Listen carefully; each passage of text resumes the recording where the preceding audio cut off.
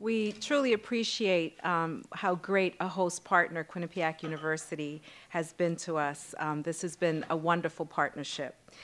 As president of the Universal Healthcare Foundation, and on behalf of CHART, the Connecticut Health Advancement Research Trust, our board of directors and I welcome you this morning, and thank you for being here to explore empowering consumers, strengthening our voice to transform healthcare. Several of our board members are here this morning. I'd like them to stand up, please. Dan Livingston, chair of our board. Dan, where are you? In the corner. Dr. Marion Evans, member of our program committee. Marion, not here yet, okay. And two of our newest board members, Sal Luciano and Dr. Stephen Smith. Welcome. Today's forum wouldn't be possible without the support of our event partners and sponsors. And I'd like to offer again thanks again to Quinnipiac University's Center for Medicine, Nursing, and Health Sciences, our media partner, the Connecticut Health Investigative Team, our silver sponsors, the RPM Health Group, the Donahue Foundation, Qualidigm, Healthy CT, and the United Auto Workers. Our bronze sponsors, the law firm of Livingston, Adler, Pudla, Michael, John, and Kelly, and AARP. I have a couple of housekeeping details. For those of you using social media today, our event is using the hashtag R2T. We encourage you to tweet and/or post both during and after the event. At the end of the program, please complete the evaluation form in your packet. Your evaluations are very important to us. So to start, this is our third Reform to Transform event. Through these events, we aim to foster a better understanding of the key challenges we all face to achieve universal access to quality and affordable health care and to improve the health of Connecticut residents. And we aim to initiate a constructive dialogue that focuses not only on problems but also on solutions and that builds our resolve for collective action.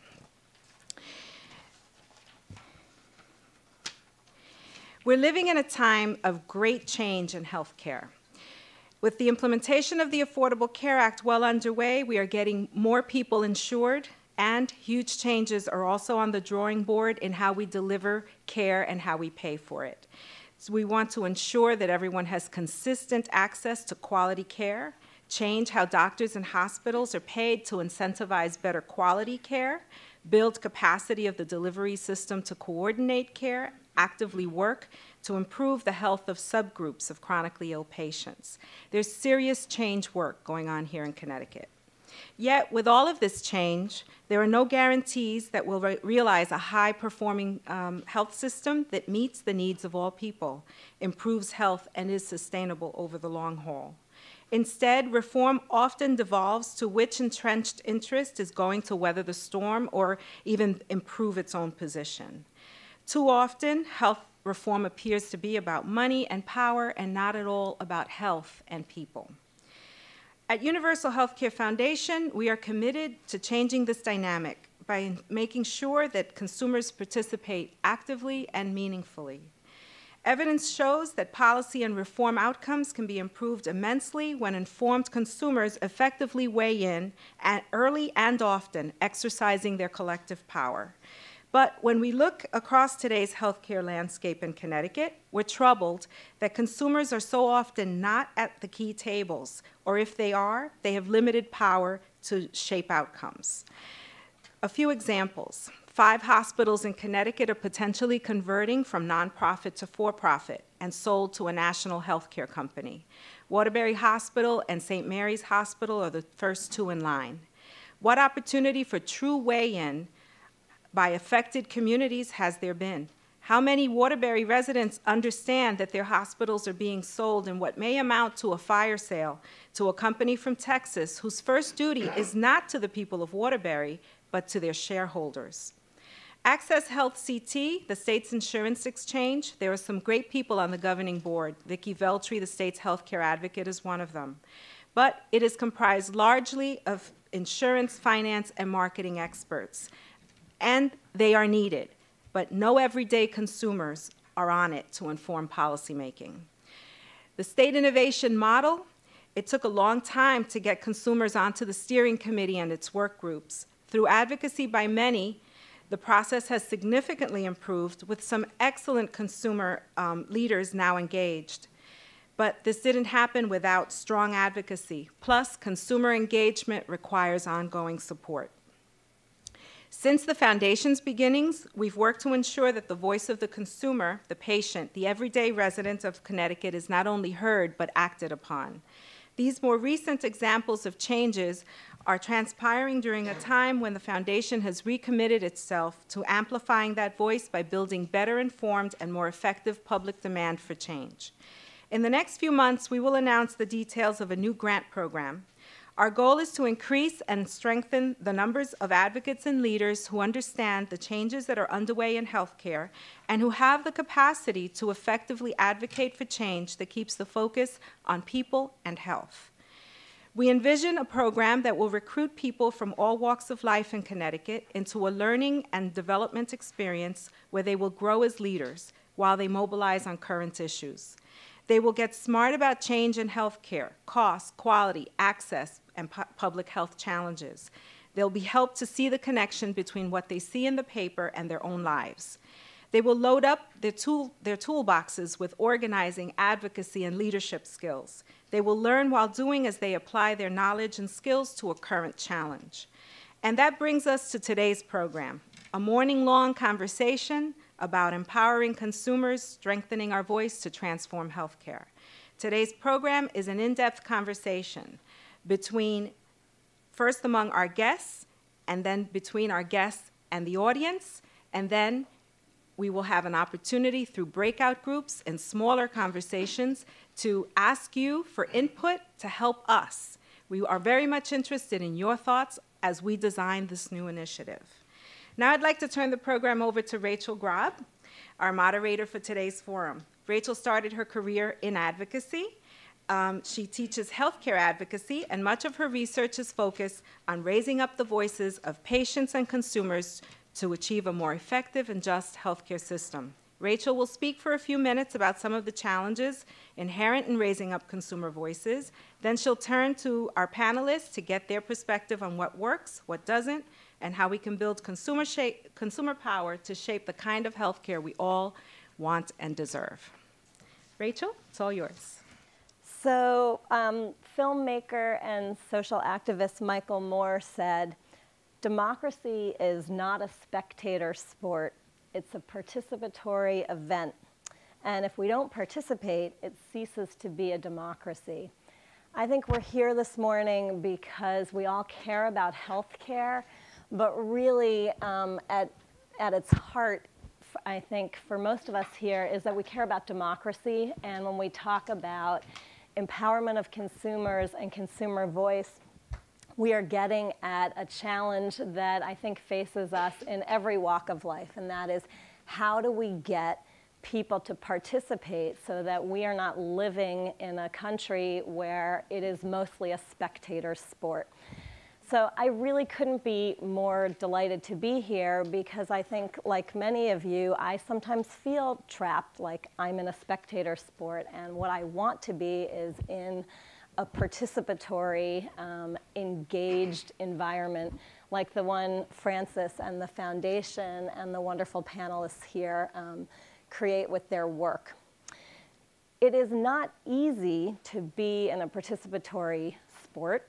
We need training. Athletes out there who play sports of any kind certainly don't just go out there and do it, right? So part of what we'll talk about today is, what does it really take to move from being a spectator to being a participant? And as Frances mentioned, I'm going to just talk through some of the challenges that probably many of you and certainly our panelists face in trying to make that transition and to keep at it for the long haul. It's not something that you participate in just once. You have to participate every day, every week, every year in changing conditions, and that takes a lot of creativity and a lot of collaboration. Some of the issues that we face, I think, in empowering consumers are around the question of expertise. Who has expertise and who is considered to have expertise? We have an environment in healthcare where professionals and people with certain kinds of degrees and training have had a lot of power for a long time, and consumers have not necessarily been considered to have the expertise required to merit the degree of participation that we know from the evidence. Again, as Frances mentioned, we really need to have a dynamic and useful healthcare system. There are problems around representation. We can't have every consumer in every environment. So who gets to represent consumers in general? How do we know that they know what other people are experiencing and what their values are and what their needs are and what their passions are? It's not easy to be a representative, even though we have a representative democracy in this country. And then there are problems around co-optation. When you start to get some power as a consumer and you join that board, well, you start spending a lot of time with those marketing experts and the finance experts, and you start to learn their language, and how do we sort of press the refresh button on that and make sure that people are constantly having new infusions of energy and ideas and keeping it fresh. We've got problems around motivation. How do we activate people? Are people understanding problems? Are they mad about problems? Are they just discouraged and anxious about problems, and therefore is it tough to get them to come out? How do we motivate? We've got power issues galore. Who has it? Who is represented as having power but doesn't really have it? How do we understand where we can actually push the levers to make productive change? And again, I think your panelists up here have a lot of expertise. We also have a very fragmented system, so it's hard to develop a lot of momentum because it's very easy to be kind of channeled off into an eddy where you're not going to make the kind of change that we want to see. So it's not an easy job, but it is an immense pleasure to be sitting here with 4 spectacular advocates who've worked in different ways on all of these and many other problems, which I hope we'll have a chance to talk about today. I think you have some bios in your program, so I'm not going to go through bios, but I'm just going to let you know who's who in case you haven't matched up the bios in your program to who is sitting here. So right next to me is Lorenzo Jones, Executive Director of A Better Way Foundation. This is Sean Lang, Director of Public Policy for AIDS Connecticut. Then Ted Rooney is right next to Sean from Maine Aligning Forces for Quality. So we have somebody from outside Connecticut, but still in New England. And finally, that's Ava Bermudez from CSEA, SEIU, Local 2001. So we are going to be in a conversation, as Frances said, and I'm just going to start off with a question that everybody's going to answer, and then we're going to see where we go from there. We're going to talk up here for a little while. Meanwhile, you all should be thinking about questions that you want to ask everybody so that you're ready to spring in the minute the microphone turns to you. Okay, so first, I'm going to ask that each of you tell a story of how your work successfully activated a group of people to make some kind of significant change, to really make a difference. And maybe we'll start with you, Ava. Yeah, absolutely. Good morning, everyone. I'm going to use the example that's most recent, the last year's open enrollment session season for Access Health. I had the wonderful privilege to be asked to become an assister and go through the training process. Luckily, with a lot of studying, I made sure I got a good grade and passed my assister exam and became an assister for my organization, CSEA, which is a union local. And I was also asked to lead the efforts in making sure that our membership was signed up in healthcare. It was a challenge because it was the first time we had an open enrollment, not only a challenge in Connecticut, but also for our union. Specifically, our union isn't used to getting health insurance outside of the collective bargaining situation. So we do have membership in our union that for whatever reason, we weren't able to negotiate contracts where they had health insurance, even though most of our membership does have health insurance. So this was an opportunity to tap into something that we can make sure that gave access to our membership for their families and for themselves and give them health insurance. Because the program didn't exist, we had to create a program by ourselves and make sure that our community and our state partners helped us collaborate in the effort. So the difficulties were not having enough funding, not having a large enough team to make sure that we had a big enough effort to sign up our membership, not knowing who exactly in our membership needed health insurance, even though we knew which contracts didn't include insurance.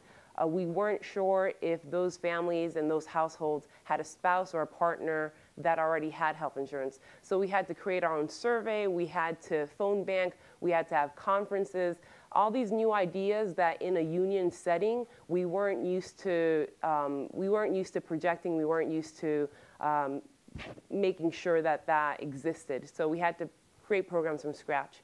So after 4 months of preliminary efforts and meetings and creating and building a team, we were ready to gear up for the open enrollment kickoff. And within 2 weeks of our kickoff, we were able to sign up 500 people.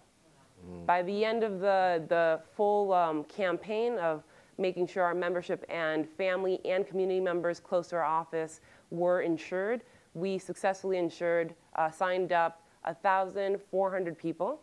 And we spoke and had one-on-one conversations with close to 5,000 people. Wow. Cool. Yeah. Indeed. Thank you. Ted? Hi, good morning, everybody. Aligning Forces for Equality is an initiative of Robert Wood Johnson that basically says, what are the forces in the market that need to be aligned in order to improve the quality and cost of care? And the forces we typically think of are performance measurement and public reporting. You can't improve what you can't measure. Quality improvement is not just enough to say improve, what's the process to improve. Consumer engagement, both for choosing better health care and for getting involved to improve it. Benefit design and payment reform, and health IT. And so how do those forces work? So in Maine, when we first started talking about consumer engagement, I started asking everybody I knew, well, give me examples of effective consumer engagement in healthcare. And one of the first ones that came to mind were, oh, look at our community hospitals. We have 38 community hospitals. They all have consumer governed boards. And yet, when you go back to 1999, when To Err is Human was published by the Institute of Medicine, it said that deaths from preventable medical mistakes just in hospitals was, somewhere between 50 to 100,000 deaths a year, more than motor vehicle accidents, AIDS, breast cancer, anything like that.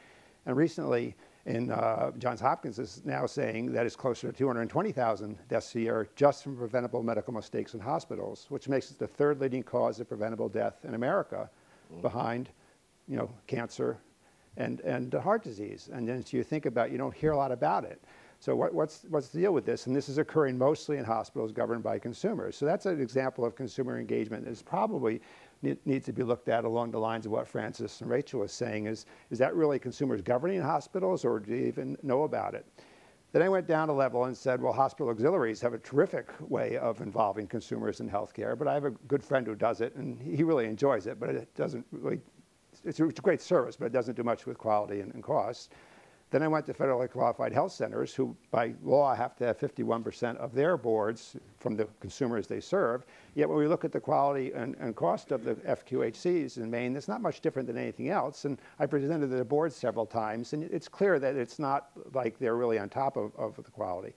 But the shining star was our labor management group. Our state employees have, by statute, a labor management group where labor gets 1 vote and management gets 1 vote, and they run the state health plan. So they buy $220 million a year of health insurance. And I've helped that group through the years. And what they've done is they basically took the ratings that were published in Maine by the Maine Health Management Coalition, which uses a broad stakeholder group of physicians, hospitals, consumers, purchasers, health plans to develop the ratings, and then they put them into their benefit design. And all they did was waive a $10 copay if you went to a quality rated physician practice or a hospital practice. And it had a dramatic improvement. We had, over the course of the years, just from consumers going to the hospital and say, why do I have to pay a copay to go here? How come your ratings aren't as good? We have a tremendous improvement in quality of care. We now have the #1 safest hospitals in the country, according to Leapfrog. And it's not just because of that incentive. You have to have the forces. There had to be the quality improvement and the way to improve it. And the reason that works so well is that you had this labor management group of 14 consumers and union members and 8 management members, maybe it's 10 management members. And these are an ideal group because they meet monthly. They know how to exercise and use influence, because a lot of people, consumers who get picked for organizations, don't know how to work an organization. They don't know how to wield power or influence. Well, union members obviously do. They care about everybody, because by definition, a union member cares about everybody they want. Most importantly, they know how to sit through boring meetings. And I cannot tell you how important that is. We try to get some consumer advocates who are used to action involved in our groups, because you may have to sit through 4 boring meetings before that 5th meeting is key. Right. And they know how to do that. And it's been great. And so they're the heroes. And they continue to drive change. And they do it in such a collaborative way that we have this quality improvement organization called Quality Counts. And they instituted a first annual quality and safety award in Maine. And the State Employee Health Commission won the first annual quality and safety award, because everyone thought they were going about things so responsibly in the way they used and promoted safety and quality. So it's been a huge success story. All right. All right. I'm Sean Lang, and I work with AIDS Connecticut. The Roots of AIDS activism is born of anger and action in the early days of the epidemic in the early 80s. A number of years ago, we experienced a really devastating loss of federal funding to the tune of $2.1 million.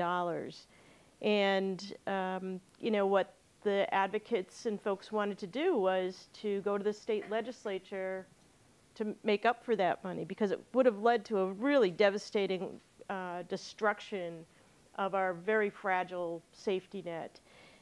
So we did, and as many of you know, state legislators are loath to put state money in to make up for loss of federal funding. But we fought, and we fought with data. We gathered data from all the programs about what would happen, what would the loss of that funding entail in terms of jobs lost, client services lost, fewer clients being able to be served. We also, I'm kind of my own little traveling roadshow, going around the state and talking with people with HIV about what this meant. What is this funding? Where does it come from? How is it awarded to different states and municipalities? What does it translate into terms of services that you get that help you stay healthy? And with all of those, I look at it as a multi-pronged approach, and listening to my fellow organizers, connecting the dots of all of these things. We got the Connecticut's congressional delegation on board to send a letter to the governor, Jody Rell at the time, to say, you need to fix this. And she wrote a letter back saying, we will find the money. And that was my ammunition when I was walking around the halls of the state capitol. And we organize a big AIDS awareness day at the state capitol every year. And that particular year, we really did have about 500 people come from every corner of the state to come up to the Capitol, make appointments with their legislators, meet with their legislators. And mostly it was people with HIV and AIDS, many of whom were meeting with their legislators for the first time and telling their stories, connecting the dots for the legislators. So it was really empowering for them. They got really excited about being part of the process, and going back to, I think Francis talked about a participatory democracy, being a really participatory event and not being an outsider. I always tell folks living with HIV, look, I'm Irish. I know how to tell stories. I've been around you guys for so long, I could tell your story. But only you tell your story in a way that really matters and has an impact. And I've been told by legislators and other policymakers that they really value the fact that we bring people with AIDS to these meetings, whether we're up on the Hill in DC talking to staffers or the congressional delegation, or here in the state talking to legislators or other policymakers. That $2.1 million got into the state budget and was able to hold us over until the problem got fixed in DC. And it was really a direct result of the advocacy, of really thousands of people with HIV around this state and the relationships we were able to build. Lorenzo Jones, Better Way Foundation. We do drug policy and criminal justice reform. I want to just start by saying, okay, after 17 years of marriage, I've learned, like, if you're the person who's going to talk after the president, the head of the university, and the head of the foundation, and everybody on the panel, be brief. So I'm going to try to do that. All right, so Lorenzo Jones, Better Way Foundation. I remember I was the youngest person in the room, and now I look around, well, I'm kind of still the youngest person in the room. Hey, wait a minute. Thanks, man. But, I did community organizing primarily in Connecticut around healthcare for a decade. And somewhere around 1999, a Better Way Foundation was founded by some amazing people who decided to take on the issue of drug policy and criminal justice reform. So there's a wonderful report written in 1997 that talked about, it's called, some people call it the Blue Commission Report, depending on who you talk to. It pretty much said, here's a bunch of changes to Connecticut's drug policy that would really help communities of color and the overall budgetary concerns of the state. And so Better Way Foundation was kind of founded to implement that report. That's what we've been doing. So in the last few years, well, I'm sorry, let me back up. I brought to a Better Way Foundation analysis around healthcare advocacy specific to working inside marginalized communities and through an analysis of undoing racism. And so that kind of worked out because, the drug war is racist and mass incarceration is systemic racism. So what we've been doing, so I guess a short example would be, and probably the one we're most famous for in the country, globally, is the equalization of crack and powder cocaine and the reallocation of $22.9 million of access to recovery money that came from the federal government to pay specifically for drug treatment. So really shortly, really briefly, late 80s, Connecticut stopped allowing people to use their state insurance to pay for drug treatment. And so in order to get into drug treatment in the state, you had to get drunk and go to the emergency room and threaten to kill yourself, right? Mm-hmm. And so when we, in 2002, 2003, we just started organizing a bunch of people and said, we're not going to do that anymore. And so we organized a bunch of, this is all undoing racism stuff with white allies in suburban communities working with traditionally marginalized communities and urban centers. And so what we've been able to do pretty much is build inside communities of color an expectation and demand for healthcare access consistent with what's needed on the ground in that community. And so yes, diabetes, asthma, and all of the, for lack of a better word, fancy stuff that people kind of wrap their brains around. It's nice, neat, and clean. Okay, that's great, and there are people who do that. We organize people who are dying of AIDS, thrush, throwing whites in the mouth, people who can't hold down food, people who are formerly incarcerated who need access and protection to legal marijuana, to deal with nausea and a number of things. So a very complicated, intimate health, relationships. And I'll end with, we started out working on this stuff during the Hartford Community Court in the mid-90s, and what we learned was that most of the people that we work with now were in prison then. They weren't home. And so these are people who have not navigated the healthcare system in a way that helps them access preventive care and maintenance care. And so what we've been doing, right to the sister's point here, last year we didn't get our sister. We had 2 sisters lined up, Larice, Harvey. By the way. Huh? She's an amazing organizer. She is an amazing person. Right? But we didn't get it precisely, not because we were not one of the most qualified organizations applying, but because both of us are formerly incarcerated. So here we are, right? And so we have the new economic lepers of community of formerly incarcerated people who cannot access the system and in many ways are undermining their advocacy because of that same felony conviction. So. All right, thank you all. So in all of your stories, you talked in various ways about data, about information, about stories that people told or that were told on behalf of people, about trying to work through confusion to get at a direct line to advocacy. Can each of you in your own way talk a little bit more about how you balance sort of the emotional appeal when you're activating and organizing and the data and information side? How do you work with both of those things? How do you figure out which one to use when? How do you know what's going to really kind of hit a vein and take off, as you've illustrated with your first stories? It's always multi-pronged. You know, I get to be the data person or lay out the lay of the land, you know, hear the facts and figures, and then have people tell their stories. And working with folks to help them understand how what happens day to day in their life connects to this, whether it's an issue or a funding loss or a policy concern. You know, again, around connecting the dots for folks.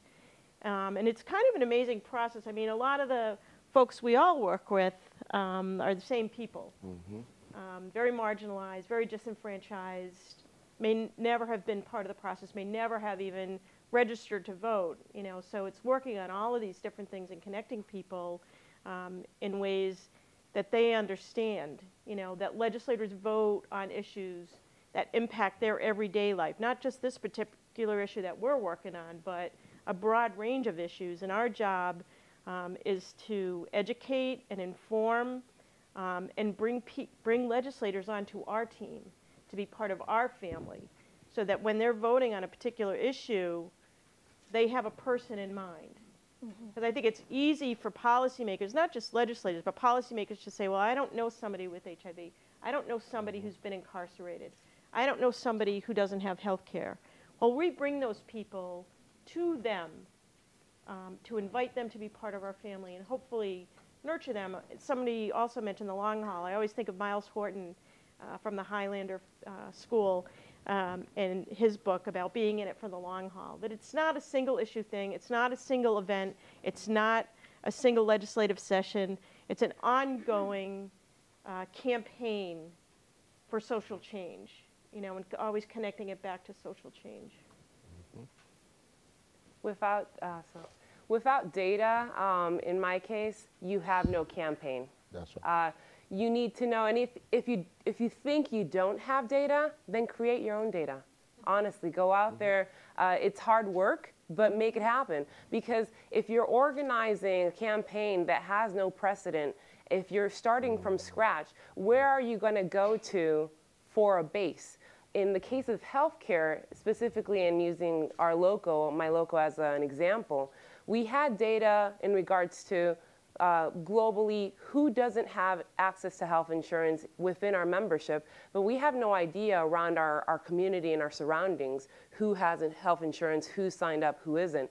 Part of our grant money was not only to facilitate the sister application to our membership, but also extend it to the community around us. So we just went ahead and plowed and knocked on some doors, passed out surveys, called people, phone bank people, and asked them flatly, do you need or do you have access to health insurance, and could we help you? So we created our own data. We had data that was accessible to us from the Universal Healthcare Foundation, from other organizations, letting us know about how to target the universe, which cities are primary for being low income and not having access or under access for health insurance. You take what you have and then you mix it with what you need, and then you create a campaign.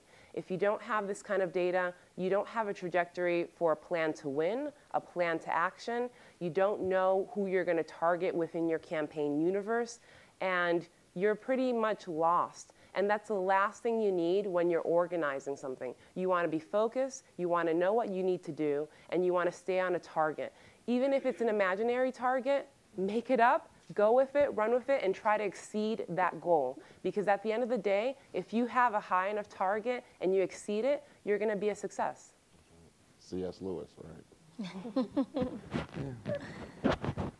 Well, in my work, especially in Maine, it's almost like you can't get people mad. It's like who doesn't like their doctor? You know, sometimes you can find someone who doesn't like their hospital. But I was out at a conference for Aligning Forces for Equality in San Francisco, and I love to walk around, and I walked up on the Golden Gate Bridge, and it's just this magnificent bridge. You know, it crosses the Marin County to San Francisco, and on one side you have the Wild Pacific, and the other side you have this beautiful harbor. And I started reading about when it was made. It was built in 1937, and it cost $35 million. And they knew at the time that for every $1 million of a bridge, one person died, because construction was just hazardous. And so they made a bet, we're going to cheat death. And they put in every sort of safety initiative they had at the time. They even built this big net underneath the bridge. And they only had one death until a scaffold broke and fell through the net, and then they lost 11. But they beat death. They had 35. They should have died. Only 11 died. I mean, I'm sure they built bridges in Connecticut in the last 10 years. Do you remember people dying? Well, no, it's just gotten really safe. If there's one death, OSHA comes in. And so what's happened in healthcare, you have a lot of people who just figure healthcare is still hazardous. And you have a lot of people like physicians and hospital administrators who just know that, look, I mean, I've heard them say, look, 99%, 99.5%, that's really good. Yeah, but what about the 4 people who died? And what if one was my mother?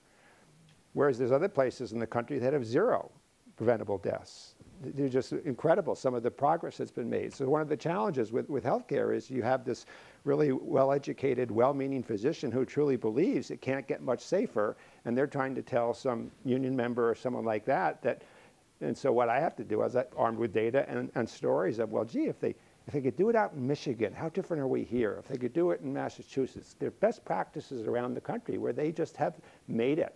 And it's really hard to do. It means washing hands 100% of the time, not 60% of the time. It means doing that grunt work that everybody has to do. It's checklists, it's things like that many people in the healthcare industry just don't want to do. It's a cultural thing. So what we hope to do is over time is get enough consumers in the right positions that can change the culture and the attitudes of the healthcare providers. Because it's really hard. It's like challenging your priest. Seriously, it's when you have the physician, their tone, their body language, their demeanor, believing that really it can't get much safer than it is. What's a normal person going to do? Say, no, you're wrong, doc? So it's really a challenge. So it's not necessarily, I want them in for the long haul, because it's going to take a long time. I'll just say that to this point and to everybody's point, data is very important to us, and when we don't have it, we create it. And so the short answer to the questions that we ask people, and they tell us what they think, and we turn it into policy. All right, short and elegant. Ted, you've talked already some about issues of quality, and you've referred to some issues of cost. I know you have a lot of expertise and you do that work, and we'd love to hear more from you. But meanwhile, I'm wondering if the rest of you can talk a little bit about whether and if and how you've moved your work from a focus on access, which has been sort of paradigmatic in a lot of ways when it comes to consumer activism around healthcare, right? We have such an unequal system. We're the only industrialized nation where there's not some sort of guaranteed right to health care. So access has been a huge part of activism, organizing, and advocacy in healthcare. Things are changing somewhat. Ava, you've talked about, you know, consumer assistance and the ACA, and to some degree I know that's access work too. I'm not saying our access problems are solved in any way, shape, or form. But at the same time, it does seem clear that we have been and need to be moving so that access and quality and cost are all addressed. So from the more grassroots positions that the three of you are in, how's that going? I think it's a mixed bag, and I think the jury's still out. You know, for us, for folks living with HIV and AIDS, we created a healthcare system for people with AIDS. You know, even before there was funding in the 80s, and then in 1991, the Ryan White Care Act passed in the federal government and was able to provide emergency care to areas around the country, and that still is intact, thankfully, because there were a lot of folks who thought, well, when the ACA goes into practice, is implemented, we're not going to need Ryan White money anymore. And it was like, whoa. Hold on. Okay, kids, let's put the brakes on here. We need to see how this happens, because the rollout isn't an instantaneous rollout. It's an overtime rollout, for one thing. Ryan White Care Act is national, so there are communities around the state who haven't even implemented the ACA or any aspects of the ACA. I mean, Connecticut was sort of out in front in expanding Medicaid, which certainly helped folks, because the vast majority of people with AIDS in this state do rely on Medicaid for their primary health care. The medications, there was a shift in putting medications in different categories and not just looking at generic or brand name medically necessary, but the tiers. And most of the HIV meds, the antiretrovirals, are in the highest tier, so they have the highest copays. You know, and then there's, you know, they throw the pharmaceutical companies into it. So in some ways, it's probably made it better for some people, made it more complex for others. And I think over time, we're going to have to sort that out to figure out where this all plays out and for whom. It's not a universal that it is helping everybody. Folks with HIV have a lot of comorbidities. We also have the first generation of people living with HIV who are reaching retirement age, which carries a whole other kind of set of concerns as to whether the system that works with older adults is prepared to work with an older population of people living with HIV and an older gay population as well. So there's a lot of other systems that we're working with currently, and so it's always trying to stay on top of all that and figure out where the paths are leading and who do we need to pull to our tables and whose tables do we need to be at. So I think it's made a lot of things better. It's also complicated things. Right. I think one of the biggest difficulties is policy changes so rapidly, and if you don't keep with the pace of policy, you really don't know what's going on and you're not a true player. You're not in the game. The past 3 years, I went from just being an advocate after work, working on sustenance, making sure I go to rallies, join with CCNE, join with nonprofit organizations in the state and say, hey, I'm a millennial. I didn't have health insurance for a very long time, but I have a voice. And then overnight, there was Obamacare, Access Health, open enrollment. Let's make this happen. And I'm like, this is a reality. Policy was approved. Things actually work after 9 years or 7 years of you advocating for something. How amazing is this? You get caught up with the moment of excitement that this is a positive thing, and you actually forget that we're not done yet. So access is a process. Now, from the perspective of, as an assister, from the perspective of someone who is in the process of enrolling people yearly through membership and in the community, I have to say there's a lot of gaps in service. And the middle class, they're X'd out an example. If you're very, very poor, this is wonderful. If you're rich, you don't care. But if you're in the middle, and if you have no kids, or if you're right in the brink of the FPL, the federal poverty level, you might not have access, or you still pay a lot of money for health insurance. So we have to motivate that conversation. Make sure you tap into whatever group you represent, or whoever you work for, and make sure the conversation continues so we don't get stuck, and we make sure that progress is propelled forward.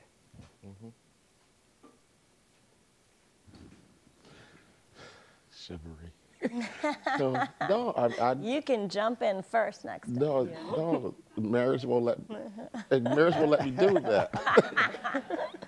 I agree. I mean, we're dealing with the issue of geriatrics, older inmates coming home, right? We're dealing with, 15 years ago, we were dealing with pediatric, right? Parents with children incarcerated who had infants, while they were incarcerated, and how we're going to manage that. Right. And so I don't want to say I completely understand the question. I don't know if I remember it right now, right? But I do want to say this, right? Oh man, I wish Francis wasn't here. All right, right? As a person who, as folks, when we're talking about drug addicts, drug users, right? Like, that stuff isn't neat. Nobody wants to deal with a heroin addict, right? Nobody, and we knocked on doors 10 years ago, and homes were, somewhat stable in that there was a breadwinner, and mostly was a woman of color who was working, had kids. And we knock on those same doors now, and everybody in the house has a felony conviction. And then, so during the healthcare debate, the ACA debate, when people were saying, oh, this many people, I don't remember the number now, this many people get their health insurance from their jobs. Well, what do you think's happening in incarcerated communities with people who can't get jobs because of felony convictions? They don't, right? And you go, well, no, that's what we have Medicaid for. And it's like, well, okay, you ever try to get drug treatment on Medicaid? I mean, right? You ever tried to get medicines on Medicaid without being in the program, right? HIV, AIDS, right? My sister died last year this time, HIV and of complications from AIDS in Arizona. And she died with her numbers all looking great. My mother just found her dead one day in her apartment, right? So we've got people coming home from prison who went into prison HIV negative, coming home HIV positive, with children that they had before they went into prison, and families who never have accessed the system that we're claiming to have improved, right, with any significant, results, consistent results, right? They don't have primary physicians, right? I used to be on the board of CHS. CHS does a great job in Hartford, but I don't know if the foundations, Anthem, or whoever, right? Universal, or any of the healthcare foundations really care about people who are formerly incarcerated, right, and grant making, right? And I'm not trying to throw the foundation under the bus. I'm trying to say that when I leave here, I've got to go back to the homeless shelters, and I've got to say to those people, they're going to see this video of me sitting here with a bunch of important people. They're going to ask me, did you tell them what we told you? And I got to say, yeah, right? Right? People in this room, whether you're organizers working inside communities that are traditionally marginalized, or whether you're working with constituencies that are traditionally marginalized, whether you're on the board of the foundation, or you're some lowly, laborer on the ground, carrying, making copies, right? There's an entire population of people in our communities who were not there 10 years ago. Mm-hmm. They were in prison. Right, their children were in Missouri. Their children were in Missouri in juvenile detention facilities. A lot of the public policy and the policy work that we've all been doing, a bunch of us have been doing for the last decade, has made Connecticut a really unique place to have this conversation and do this work. Right, going forward, right, I just ask, in probably the most abrupt way I can, to be conscious of communities and households where people are not just dealing with healthcare issues, that their healthcare issues are also undermining other issues in their life, right? And so I did healthcare organizing before. I can't knock on the door of a formerly incarcerated person who was HIV negative when they went to prison 5 years ago for drug-free school zones, got a tattoo of their girlfriend in prison, came home and gave HIV to their girlfriend, their wife, right, and whoever else they were dealing with. And nobody's getting tested because nobody is having same-sex relationships. And nobody, you know, you can't talk to the pastor about it, and nobody can say, well, you know, I got AIDS. So you still can't say that in those same marginalized communities. And we don't talk about same-sex in prisons. And same-sex in prison is not all rape. We're talking about real healthcare concerns, different strands of different infections and diseases coming home from facilities where people are in prison for marijuana possession.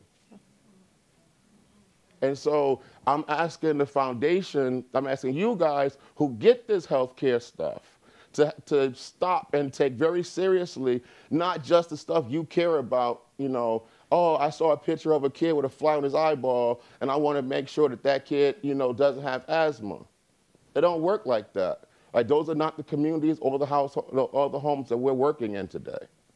These homes have people, if there are 7 people in that house, you can bet 5 of them have felony convictions, including the minors, the youth. So, all right, that's my spill. There you go. But to Lorenzo's point, though, too, to consider our folks as vulnerable populations, because I don't think they naturally will show up on your radar screens as a vulnerable population.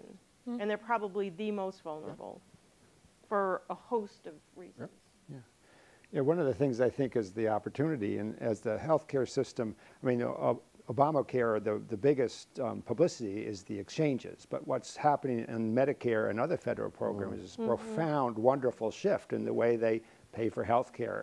And they're now starting moving towards population health payments. And so what's happening in Maine now, I mean, before the change, basically hospitals made money when people got sick. When they got an infection, they made money. I mean, the way we paid for healthcare was just stupid.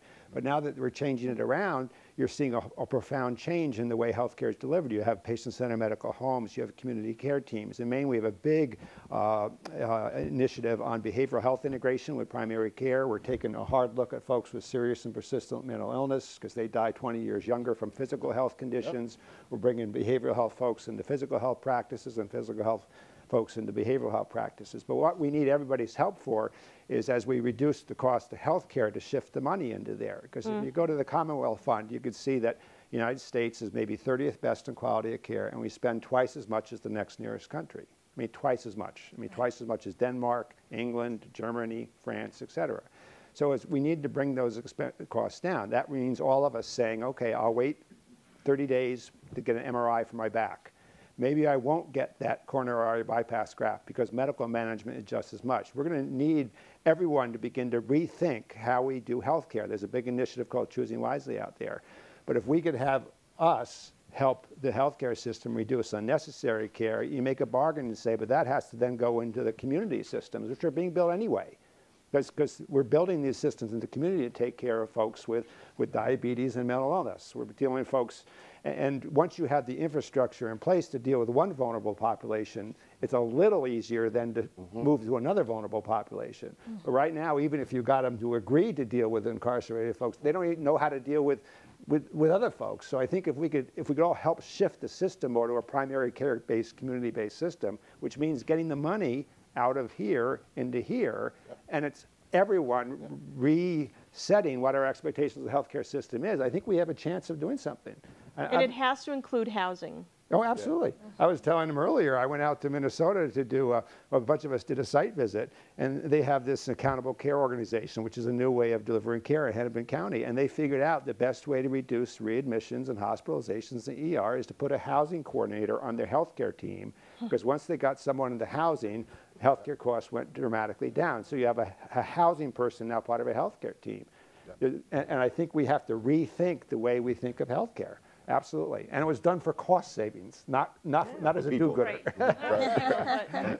Hey, but it worked. It worked, hey. Another situation I want to quickly mention on difficult applications for the ACA.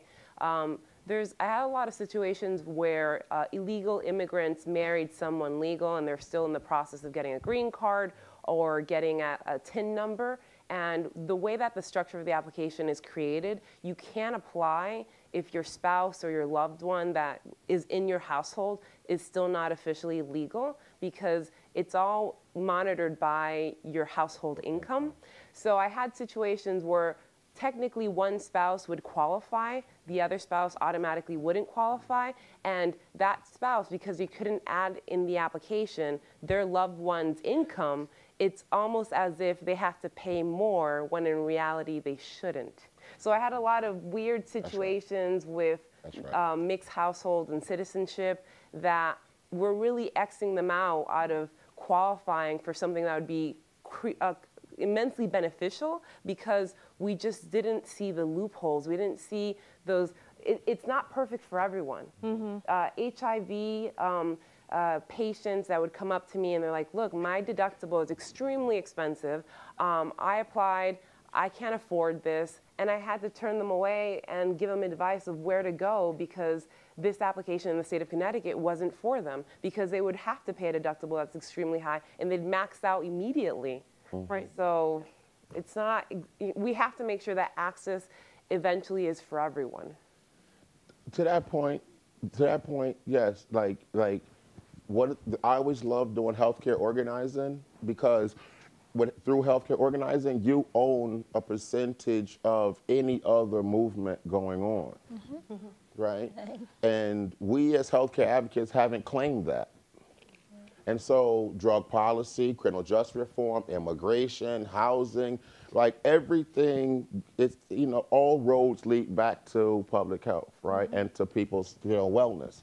And so, right, you guys, right, I won't include myself in, because you guys have been carrying the water on this, but like you guys and what you're doing here with this team of folks, right, like you guys are the future, right? Because if you figure out what you're doing, yeah, we can talk about immigration, housing, education, transportation. We can talk about a number of other things if we can figure out wellness. Right. And as Ted pointed out, we have a lot of money invested in healthcare, which is another reason that it's a good starting place to open back out from. So what's it like working with different populations? I know we've got sort of a range of advocacy and also organizing, you know, organizing with formerly incarcerated, union organizing, the HIV movement, citizen organizing. And I know some of you have organized with various communities, as well as having between you a variety of experiences. And I think in the audience, there's probably a lot of people thinking about how to activate, organize, empower, and kind of raise up the voice, as Frances put it, of consumers, but that's a very diverse group. There's a lot of different constituencies. So any comments, insights, stories about what it takes to organize? And we're going to start with Lorenzo, but we won't tell his wife. Do not tell her I went first. We're going to tell or my daughter. You were chivalrous throughout. It's by consensus. She won't believe you. I'll get in trouble. But no, I mean, yeah, okay, organizing, right? Right. People. We're gonna talk to people, right? We're gonna go into spaces. This is the good stuff. This is what we love, right? I don't care where you are, right, in the country, you know, and I hate to do this because it seems like, oh, you know, dropping stuff, but it's like, one of the things I found really interesting when it came to organizing people around issues like in this vacuum. So the vacuum of the Obama administration, the vacuum of the ACA, the vacuum of Ferguson, all these vacuums. And so, you know, I was always taught that that it's easier to fight for something than against something. And so the idea of using these public situations to catapult or propel like our organizing efforts is a bad way to do it. Don't do that. Like I'm trying to say, don't do that, right? That the way that we do organizing is we start from zero. You take a clipboard, a pen, a piece of paper, and you knock on a door and you ask somebody what they think, right? And we're going to ask you what they think about, you know, not healthcare, but what they think, period. Right. right? And so to me, that's organizing. Build the relationships. We'll circle back and give people data and help them focus their strategy, but let's build the relationships first. And we've got an entirely new crop of people to do that with. I think that's fraught with good stuff and bad stuff. I think one of the difficulties is that around consumer leadership and consumer organizing, that it changes. That from month to month, year to year, it's different. And I think for some folks, you know, it's a pathway. Getting involved is a pathway to stability, however they define that for themselves. And once they're in that place, they don't want to be as connected to the issue anymore, because they're past it, or however they describe that. So we have a kind of a transient population of people that we work with around organizing. But I think it gets back to exactly what Lorenzo said. You know, I have always found when you give people an opportunity to talk about their lives and talk about what's gone on in their lives and what they need and what they see as the challenges and problems and barriers, they're more than happy to talk about it. And everything. You know, I've been in positions where I've gone into shelters to talk to people about their drug use. And people are like, they're not going to talk to you about that. Yes, they will. And they do. Because I don't have any power over them, for one thing. They're not going to lose their housing. They're not going to lose access to services, et cetera.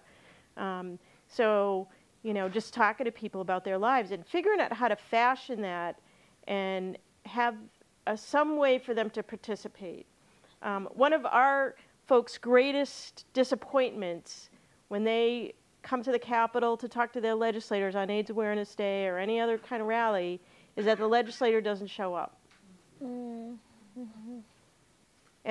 we try to prepare them like they could give you a second of your time, or they might give you 20 minutes, and you got to be prepared for any of it. Or they might not show up, and it's not your failure. I think that's the other thing, is reframing about successes and failure. We have been successful every time. We have not failed. The system has failed us. Right. The policymakers have failed us. The legislature has failed us. We've gone and done the work that we need to do, the collective we. So I don't see those as failures, because we keep coming back. We don't stop. You know, even things, when we worked on the gay rights bill, one of the things we said is we're going to come back every year until you pass this bill. Yep. And that's what happened. Yeah, I take a different tact because in the Aligning Forces, our grant goes away in the spring. And so we've been wrestling with how do you sustain all these different activities. So we're doing a lot of work now with the area agencies in aging, which in Maine there's 5 of them. And they're responsible for the sort of the welcome to Medicare visits. And when you think about the retiring baby boomers, there's 50 million people on Medicare right now. In 20 years, there'll be 80 million. So think about that, 50 million now, 80 million. How many people have kids? What do you think is going to happen to their payroll taxes to fund care for 80 million of us? I mean, seriously, think about it. And so then I think of Tom Brokaw, who wrote that book, The Greatest Generation. There's a lot of retiring baby boomers, when you ask them, what book are we going to write about our generation? We screwed it up. We spent it all. I mean, you could really have some fun around a beer or a cup of coffee with this stuff, but eventually what we're finding is you get these new retiring baby boomers who are ready to give. And so now we have to, in the area agency age, we're trying to recruit them in and then pair them, but then they want to do something. So we're trying to pair them up with leading healthcare institutions who also want advocated internal advocates. And so, for example, we had this retired chemistry professor, PhD in chemistry, and we got her on a patient advisory council in one of the local medical center, the tertiary care center. And we're trying to get people on these different groups. And then in that group, you know, she just happens to ask 2 of the residents, well, how do you report an unsafe condition in the hospital? They didn't know. Well, I'll tell you, they'll know tomorrow. And so we're trying to figure out how do we get these boomers in positions to ask, you know, just not challenging questions, but tough love questions. And to create the attitude and a cultural change through thousands of healthcare workers. Because at the end of the day, we think in the end that may be what drives the long-term change. And then I'm hoping area agencies will own consumer engagement when I go away, when the grant runs out, because they'll see it as just part of the way business comes. And I think the leading healthcare organizations are going to be asking for informed advocates, internal advocates, who are like the union members, who aren't abrasive, but aren't milquetoast, who know how to work in committees. And it's tough to get someone to change their opinion, and it's usually over time and relationship that you do that. So I'm trying to find ways to build those internal relationships. No worries, Ted. I'll pay for your health insurance. Retirement. Can I have you talk let me talk to my son, because he has a different opinion. Really. I know I won't have Social Security. I'm one with the idea. I will be working until I'm 80. You'll see me organizing for health insurance. Hopefully it will be universal by then. We get her a paper saying she would pay for that. It's just the reality. We have to be stuck with the realities, and that's one of the main goals of being an organizer, being able to pivot. You have to shift. You have to do the tap dance of my reality just changed overnight. Yeah. The issue I was advocating for is no longer an issue. Now it's a different issue. That is the reality, especially in healthcare.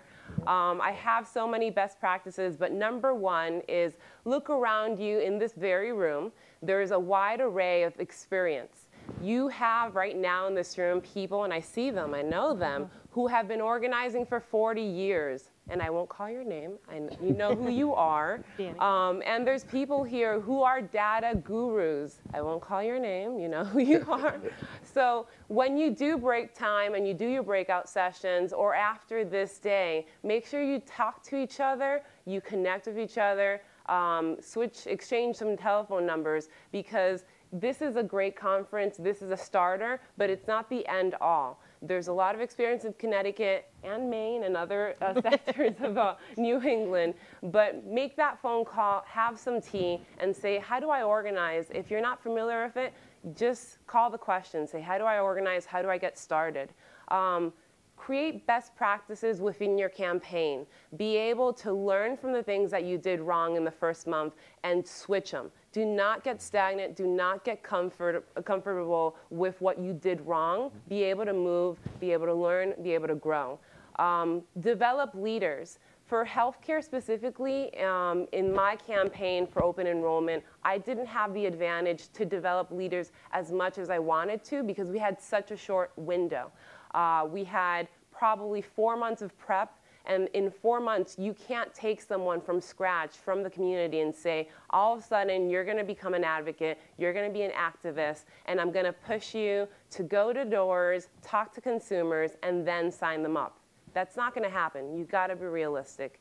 I had the advantage for my situation that we had union members, stewards, and delegates who were already trained somewhat with different degrees and different levels of knowledge of how to be activists that we were able to pull from and then do training sessions and make sure that they succeeded in talking to their coworkers. So tap into the resources you already have. Look for leaders that you know are capable of taking a big assignment and then develop them. The biggest advantage in an organization, especially in the nonprofit sector, is keeping those leaders at bay, people that you think are potentially capable of doing something amazing, keeping them on your Rolodex, if people still have Rolodexes. Yeah. What's that? I do. I'm old school like that. I like charting on paper instead of a computer. That's how I was trained, even though I'm young. And calling them when you need them and making sure you don't forget about them. One of the biggest things I do, and I notice, and I have to retrain myself, is if I develop a leader 2 years ago, I can't all of a sudden call them 2 years later and ask them for a favor or ask them to be at a rally or go to the LOB and all of a sudden be an activist overnight. No, you should inform them of the issues that you have to make sure you inform them of the issues as they go, make sure that they're up to date, so that way when you really need them for something, you don't have to retrain them. They're going to be totally willing to help you, and they're going to be more receptive of the cause because you didn't abandon this leader. Also, make sure that you take the time out to listen to them. That is very key. Lorenzo, Sean, are very much on it. That's how I was trained. As an organizer, it's not about 20 minutes of you, the cause. This is the big event. This is the big issue. We're so passionate. Yes, we're passionate. We know that. That's great. But what's going on in this leader's life? They're not going to become a leader because you developed them because they had a sad story, and then you managed to pull that one sad story out of them, and then all of a sudden they're going to be at every single event that you are organizing. No, that's not how you develop a leader. It's a conversation, mostly hearing and active listening, where you sit down as an organizer and say, what's going on in your life? What do you feel passionate about? And then using the passion, using the issues as triggers to get them out for events, to get them out, to get them out of their comfort zone.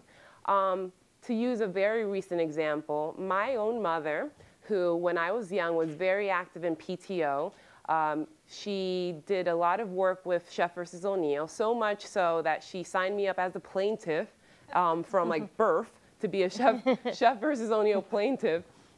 And she was extremely active in her 30s and 40s in Connecticut.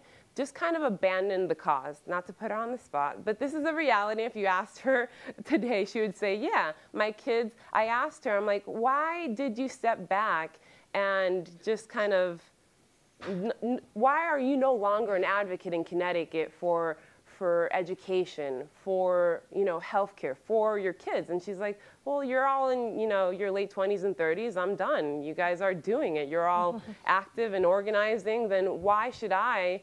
I put 20 good years in, so I'm done. And I'm like, no, you're not done. You're not done at all. So for the very first time, even though she did PTO, even though she was part of big movements, for the very first time, I got her to go to a political phone bank. And that was my gem this week of organizing. I know I'm a good organizer when my mother, who used to be active, who's never done a political phone bank, who doesn't want to get involved in politics but does vote, goes out for me to make phone banking calls because I hosted a phone bank. Yeah. 20 years in the making, 20 plus years in the making, but she did that. And you can have those gems within your own organizations. You can have those 10 years of, Shirley, I've been talking to you, you're such a great person, I know you have potential, and then all out of the blue, overnight, they become that gem that you were looking for. They become active in the cause.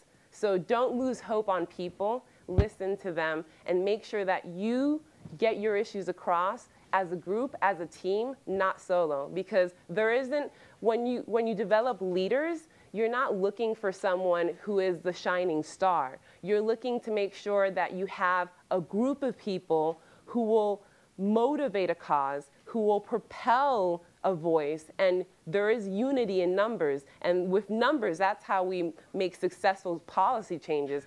Activating policy is with everyone in this room having the same idea of what change is going to be and vocalizing that idea. You can have a spokesperson, but a spokesperson is very different from an activist, it's very different from an organizer, and is very different from a leader. Know the different definitions because they have different roles in your own campaign. I can make a quick comment, Rachel. Sure. I love your description of listening because that's what we're trying to retrain doctors and nurses and healthcare workers to do. Because what happens today is someone who doesn't follow instructions because they're overweight and they're diabetic and they're not doing what the doctor wants them to do or the nurse wants them to do, they call them non-compliant. But when you start to listen and motivate, you realize, my God, they can't afford food. They have this, they have their grandkid at home. They have all these stressors in life, and now they're being retrained. Well, what can you do? And they find a strength-based approach, and eventually they get them back on board. But it's changing the way healthcare is delivered from your same way you're talking about. So I know we're going to go to open up the conversation in just a minute, but this point about knowing the definition, an organizer, a leader, an activist, any other comments on that? I know in our breakout sessions, we're also going to be talking a little bit about questions of leadership. Any other perspectives, comments, or stories before we open up the conversation? I just wanted to add one thing to Anna. Ava's comment that by I agree with everything she said. I want to add. Ditto that. Add to that. that we train organizers that by definition, a leader is not a charismatic person to the point you ended on. A leader by definition has followers. Yeah. So if you're working with people who don't have followers, then by definition, they're not a leader. They may fall in one of those other categories. Yeah. Do you have ways that you try to cultivate that leadership? It's not a good way to say it now, but we used to call it, you know, I won't even use the term, that we used to call it to kind of test leaders' ability to kind of hold the line. So we've done things like public-private training, right? The difference between public-private relationships, negotiations, meeting facilitation, agenda creation. And so we use those kind of things, specific training tools, to prepare leaders to kind of hold the line when they find themselves in situations where those lines get blurred. Right. So, I guess every training has different words for what you call that training. Hold the line. I have heard that before. One of the ones that we use a lot for union organizing and community organizing, and I don't know if other organizers use it, is you call the question. So you call once you've developed a leader, you've heard the conversation, you want to go into agitation. So you agitate them. In this situation for healthcare, it'd be, we have the ACA. ACA might die if this policy, you know, ACA can disappear overnight if we don't have the correct political people supporting ACA. So that would be agitation. You're getting people to be aware that nothing's permanent. And then you go into calling the question, which you would, yeah. We used to call it pulling the trigger. Pulling the trigger, yeah. So there's different, the mechanism is still the same when you're developing a leader. And then by the end of pulling the trigger or calling the question, you'll know if that person that you're having a conversation with is a leader or an activist, because you're calling the question. You're going to say, you never end a conversation. If you come into the conversation with the intention of organizing this person, oh, you have failed if you did not call a question and give an assignment. You have failed. You are not an organizer. You better step back and take another training. Because if you had an opportunity, if someone gave you half an hour of their time, and this is very similar in every aspect of a career. If you're a producer, if you're pitching a book, if you're a CEO and you have a new project, you're not going to step out of the room after getting 30 minutes, solid minutes, with someone who's important or someone that you want something from, and then walk away not asking them for a favor or asking them for a task or ask them to join your cause. You just wasted 30 minutes. What are you doing?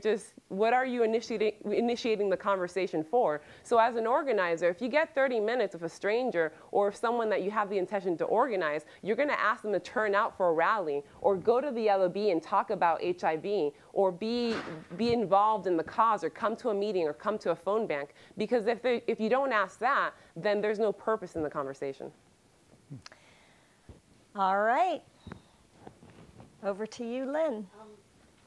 I don't know whether this is on, but my name is Lynn Ide, and I'm the Director of Program and Policy at the Foundation. And what we're going to do now is we're going to pivot to Q&A from the audience. And I have Max is going to be over here, and Jasmine over in that aisle. And we're going to have about 25 minutes or so to hear from you guys. And you can direct your questions to any particular person on the panel or the whole panel.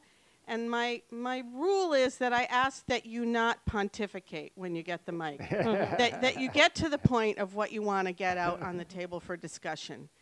Because we're going to get more time when we go into the breakout groups to talk in more detail with each other. So is there anybody who'd like to start? Max, you want to? Okay, I'm a retired social worker, and I just... Do you want to say your name and stand up, please? Oh, Thanks. My name is Jane Bouvier, and I'm a retired social worker, and I wanted to make the connection between mental illness and substance abuse and incarceration, and the cost of prison compared with help for substance abuse and those who are mentally ill. And I have a very brief anecdote. In my experience, there was a man who had bipolar disorder, who also had a history of alcohol abuse. And he was doing very well and had done well for quite a while and was on lithium, but he was put on a spend down with the state and could not afford the lithium, which turned out to be about $30. He started drinking, was stopped because he had previous substance abuse. He went to jail for a year. So the cost of putting this man in jail for a year as opposed to a $30 lithium, I think sometimes we don't think of unintended consequences. Is there anybody on the panel who'd like to respond to that or say anything?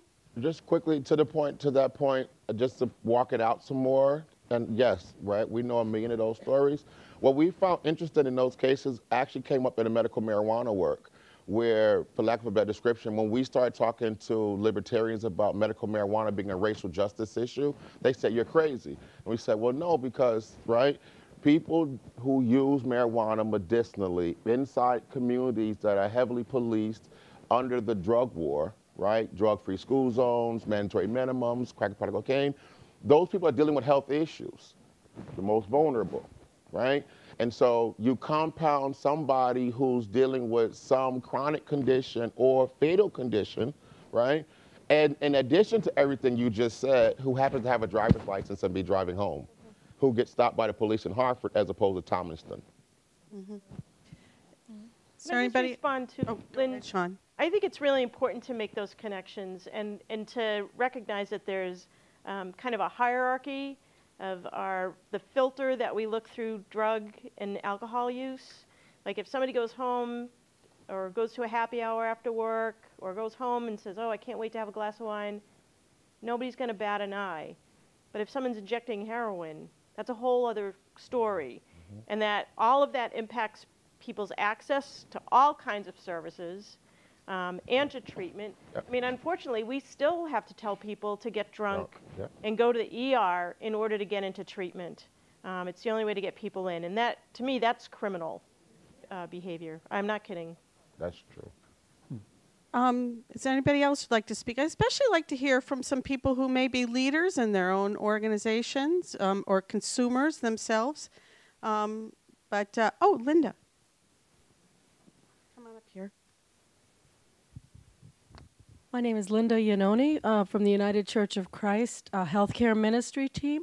And I was just wondering how the state might be able to look at the inequities around dental care and access to dental care. I've been hearing in other states as well that's the huge limitation. Does anybody want to respond to that? I don't have a clear answer for that, but I have to say I am very bothered that dental care wasn't added to the ACA, considering how many things you can discover through just a dental exam and how important dental health is to prevent heart disease and other diseases. I'm just angered, but I have no real response. Yeah, I can answer this obliquely. Dental is a huge problem for us too, but in the shift, the tectonic shift undergoing the healthcare system, we're moving from, in a measurement perspective, from measuring discrete medical services, because essentially that's what we've always bought. We've bought medical services, and that's what you paid for. You bought a medical service, you measured a medical service. Within a few years, or maybe a little longer, healthcare providers will be measured on the health of the population. And there's new measures being developed called patient-reported outcome measures and other things to say, well, how healthy is the person? And it's not going to be very far away where if you're responsible for a population of people and they have health risks, you'll get paid less than if they don't, if they function better. So once you move into functioning and the holistic health of a person, now you begin to be able to bring in these other things like dental health and mental illness and other things. Because if all you measure is a medical condition like diabetes and you just look at the hemoglobin A1C, they could be depressed as can be, but you're called successful in treating the diabetes. So I think there's an opportunity as we move into more of a holistic healthcare system. But I can't stress enough that until we get the money out of the acute care services into those, community-based services, it's not going to work because there's not extra money in the system. I mean, you're going to need everybody's help to do that because there's a lot of people who, once you start to talk into hospital repurposing, it just raises, potential wars. But seriously, we have to decide as a culture, what do we want for our health care? And if it's more towards the community-based and the health of the people, then I think you have a better chance of including some of these things that are now not included because we look at these line items in health. Back here.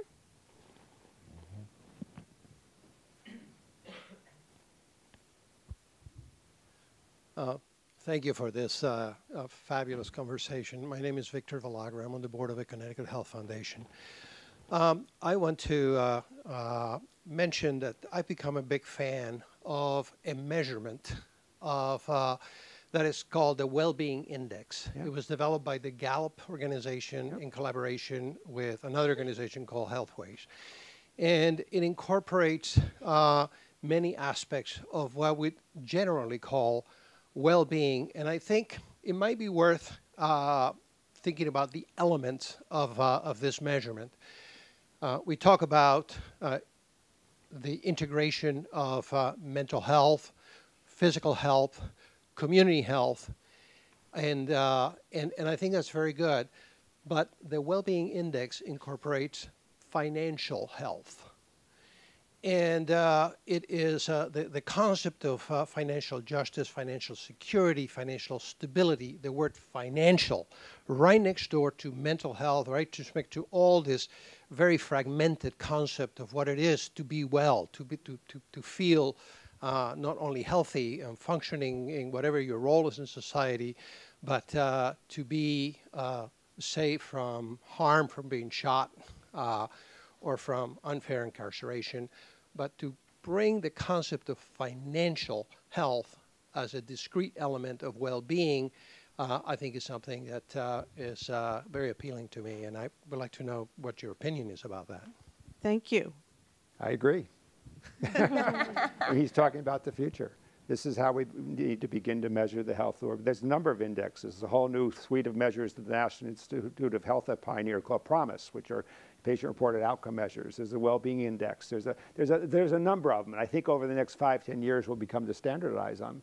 But we have to, as a society, say that's what we want to pay for. We want to have improved health, and the reason I'm pushing it is actually cheaper. It's cheaper than our current system. We spend 1/3 of what we spend is pretty much considered waste, and it's harmful. So if we could redirect that money, we don't have to put any more money into the system. We just have to redirect it. Okay. Like Lorenzo. Oh, sorry, Lorenzo. Go ahead. There you go. No.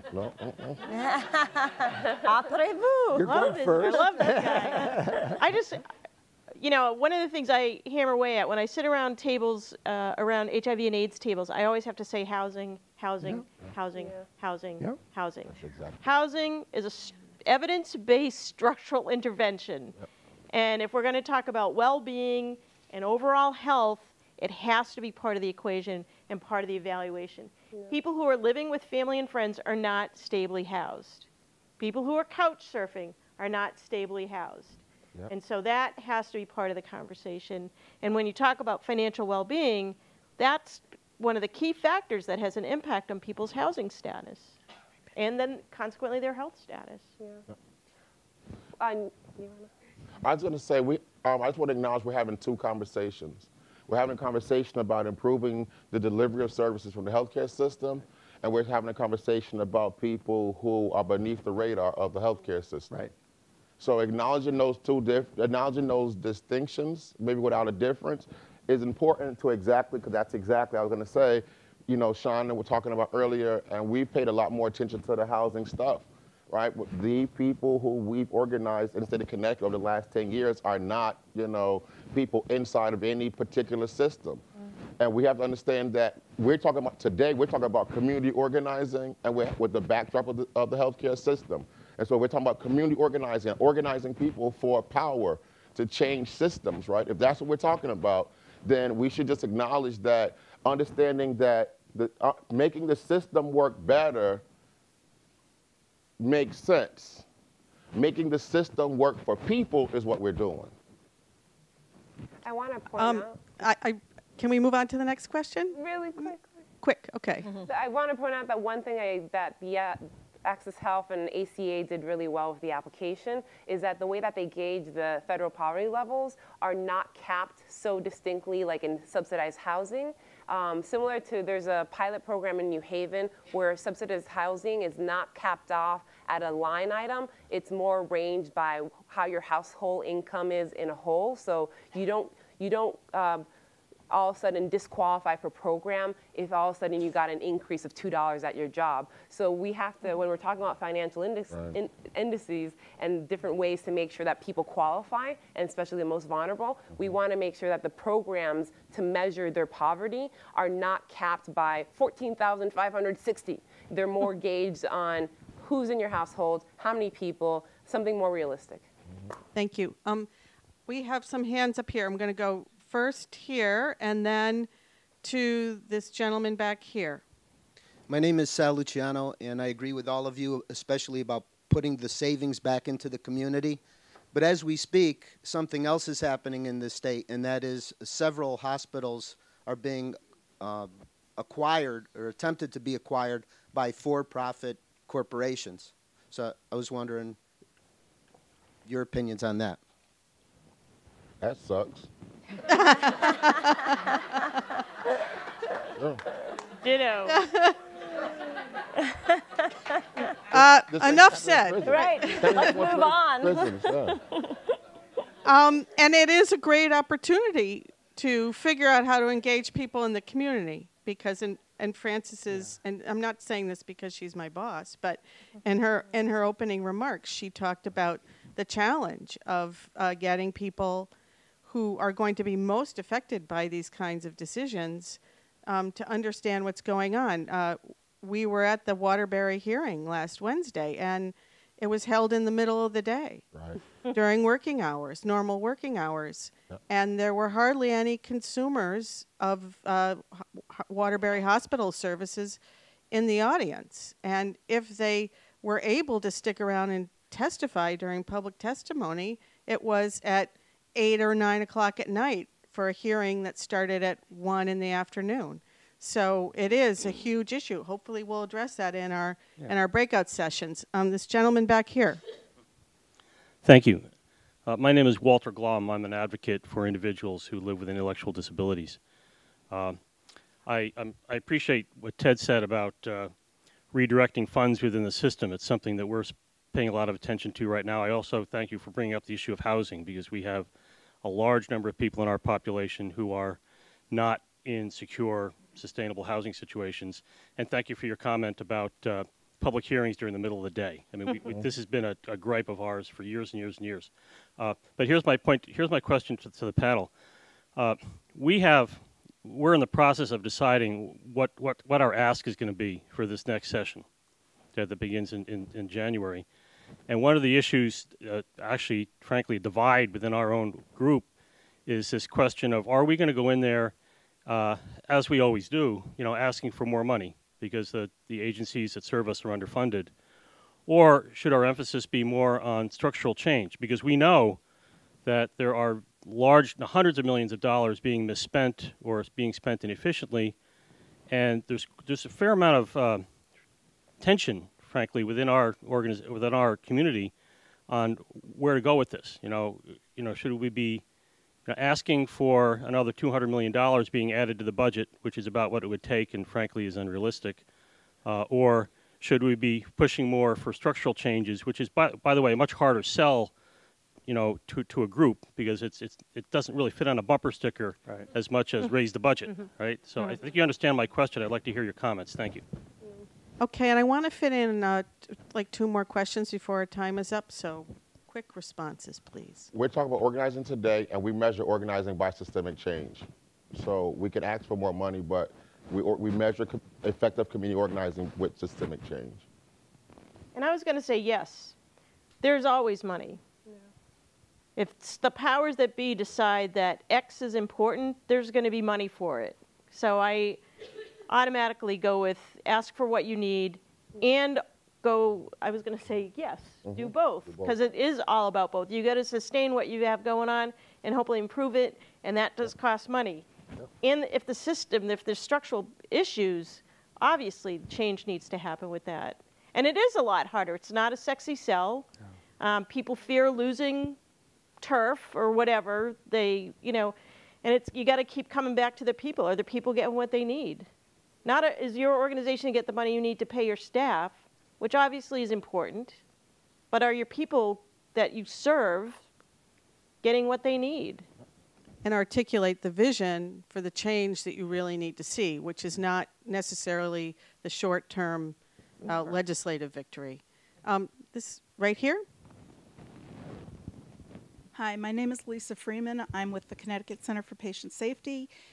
And earlier this year, we completed a research project in the state of Connecticut where we identified the barriers that the newly insured are facing.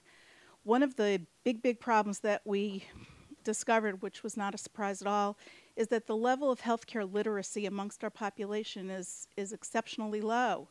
And we're talking about changing systems. We're talking about some very important things. We're talking about involving the community, which clearly has to happen. But I'm not hearing conversation yet about educating the consumers and how we're going to do that.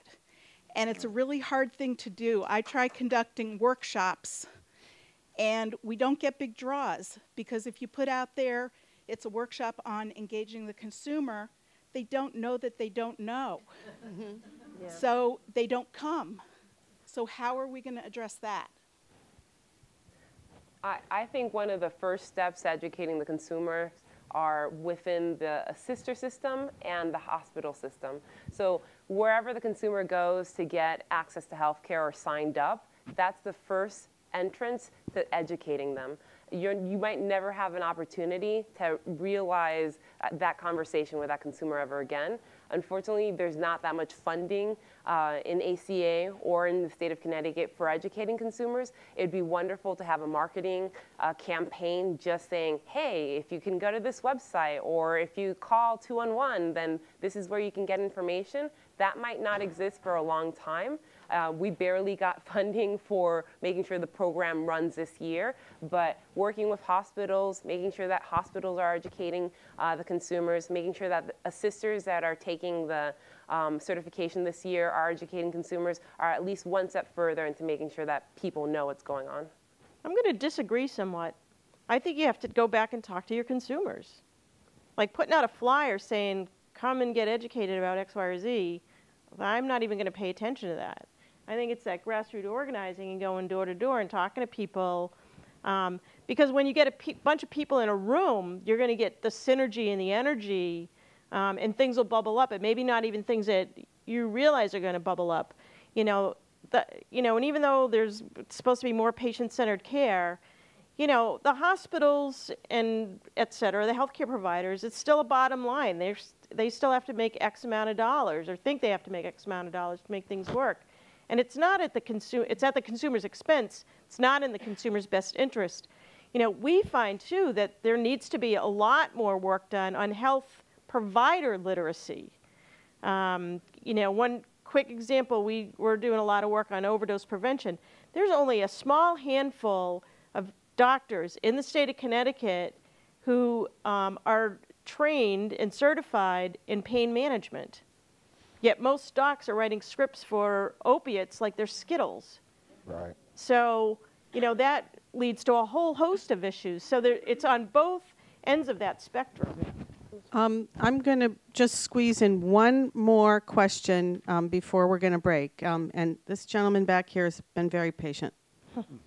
Thanks. I'm Matt McDermott. I'm the lead organizer of Connect, Congregations Organized for New Connecticut, which is a coalition of churches and synagogues and mosques up and down the coast in New Haven and Fairfield counties. One thing I just wanted to say, we had a good consumer voice success at a daytime hearing in the summer that produced a result of Anthem Blue Cross having a rate increase rejected for next year. The first time this public hearing process got used, we made a deal to get public hearings back in 2011. The first one was this summer, and the result was a ruling against an increase on 66,000 policies. We're just getting the numbers from the Department of Insurance that's going to be a $66 million savings for consumers for next year. That's organizing. Do you have a question, Matt? The question is, sorry, had to get that in. The question is about the kind of solidarities across traditional dividing lines that Mr. Jones was talking about. You talked about, building efforts around the drug war and incarceration that involve not only those directly affected, but folks in the suburbs who are allied. And it seems to me that even though we have the Affordable Care Act, we still have a pretty disparate healthcare system, with the exchange and Medicaid being both part of ACA, but very different systems with very different quality, right? You still have over an hour wait on the phone line. Your question, Matt? So where can we continue to build those solidarities and alliances where people see the healthcare system as a system entirely, and that their interest in better healthcare does not just stop at the program or the system that they're in, and extends beyond their own? Thank you. Quick responses. I just want a quick response to the young lady who spoke before him. Okay. And to say,